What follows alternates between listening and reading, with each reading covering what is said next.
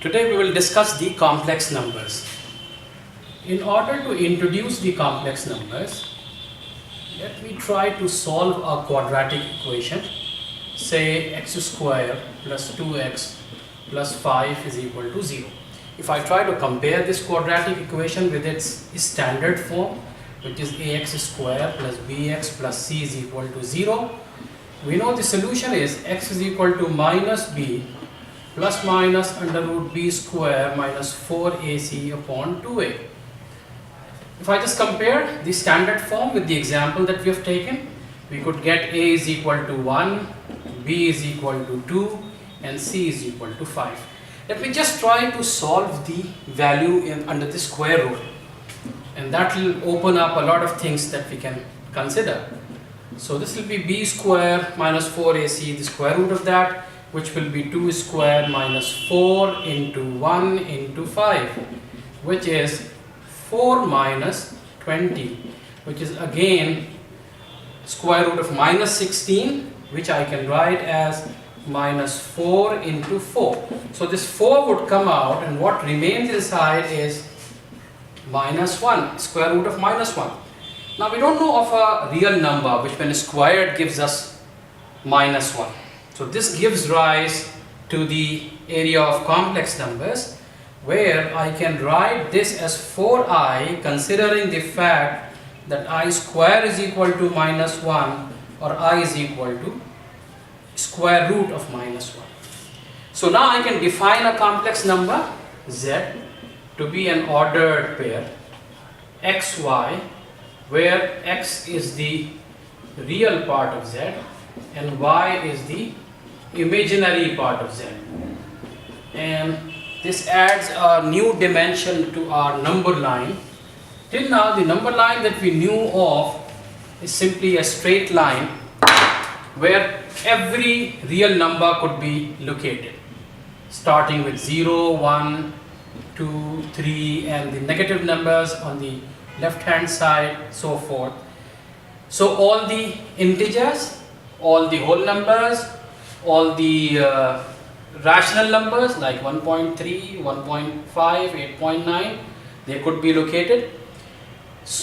Even the irrational numbers like square root of 2, we know that square root of 2 would be somewhere here, and there are standard ways to do it.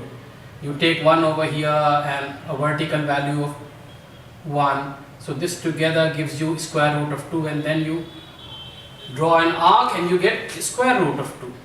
So that can also be located. So every real number could be located on this number line.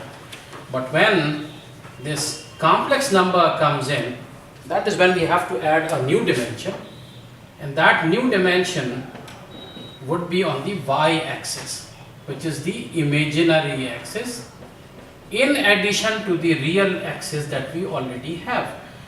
So in order to represent a complex number, say z, we'll have to have its x component and the y component, the real component and the imaginary component. Now, having introduced the complex numbers, we should look into the mathematical operations on it, like addition, subtraction, multiplication, division.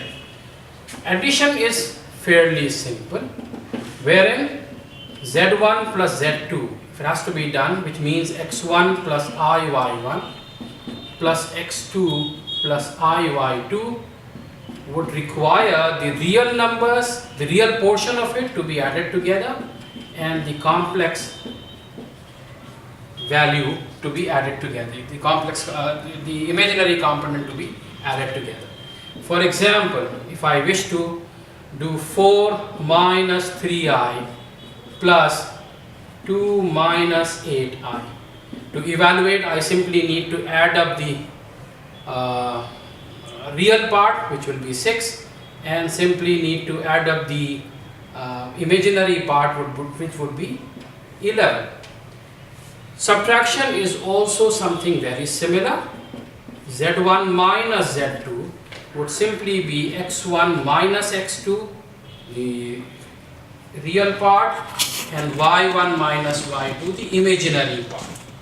The same example, if I repeat and I try to find out 4 minus 3i minus 2 minus 8i. Then I need to operate on the real part separately, which will be 4 minus 2, and then it will be plus I minus 3, and this minus minus will leave it as plus 8. So it will be 4 minus 2 would be 2, plus it will be 6i. So that is how I can carry out the addition and subtraction. Fairly simple. But if I go into the multiplication part of it, that is when things get a little complicated. Multiplication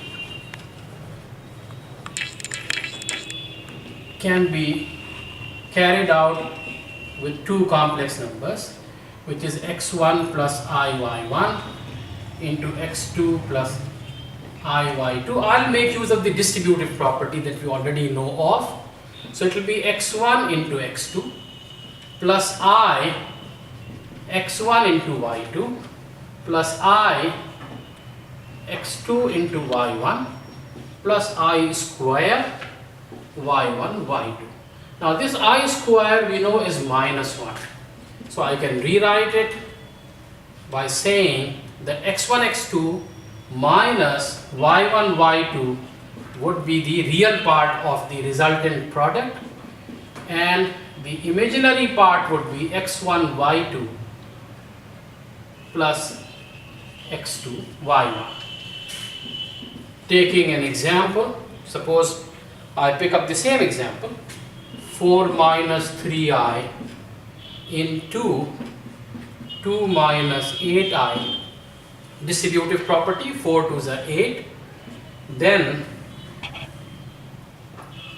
this 4 would be multiplied with minus 8i, so that would be 4 8s are 32i, and then minus 3i into 2 would be minus 6i, and then it will be plus I square, and minus 3 into minus 8 would be 3 8s are 24. So this I square, which is minus 1, will leave this sign as minus. So it will be 8 minus 24, and then I can take this minus out as well, minus I, so that will be 32 plus 6. So that will leave us as minus 16 minus 32 plus 6 is minus 38i. That is how the multiplication can be carried out. When coming to the division part, we are going to do a clever thing. What we'll do is, suppose the same number has to be divided this time around. So it will be 4 minus 3i divided by 2 minus 8i. What I'll do is, I'll multiply both the numerator and the denominator by the conjugate of the denominator, which is 2 plus 8i. So conjugate is the mirror image along the x-axis of the number z in the complex plane. Suppose we have a complex plane, there is a number z over here, so its conjugate would be the mirror image along the x-axis on the other side. So 2 plus 8i and 2 plus 8i in the numerator as well. So the denominator, we know that this is a minus b into a plus b, and that is a square minus b square. So a square is 4 square, and minus b square is 8 square I square.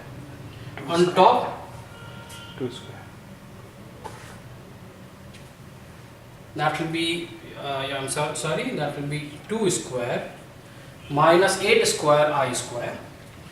So 4, on top it will be 4 to the, using the same distributive property, 4 to the 8, and will be, I'll take I out, so it will be 4 8s are 32 minus 6, and then again plus 4 8s are 32 I square. So in the denominator it will be 4, this I square will leave this sign as positive, so it will be 4 plus 64, and on top it will be, this I square will leave it as minus 1, minus sign, So it will be 8 minus 32, which would be minus 24, and 32 minus 6 would be 26. So this is 26i. So the final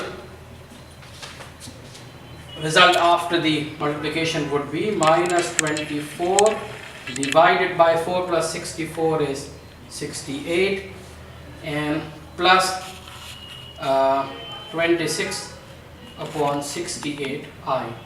So I can do the simplification part of it, and that will be my final result.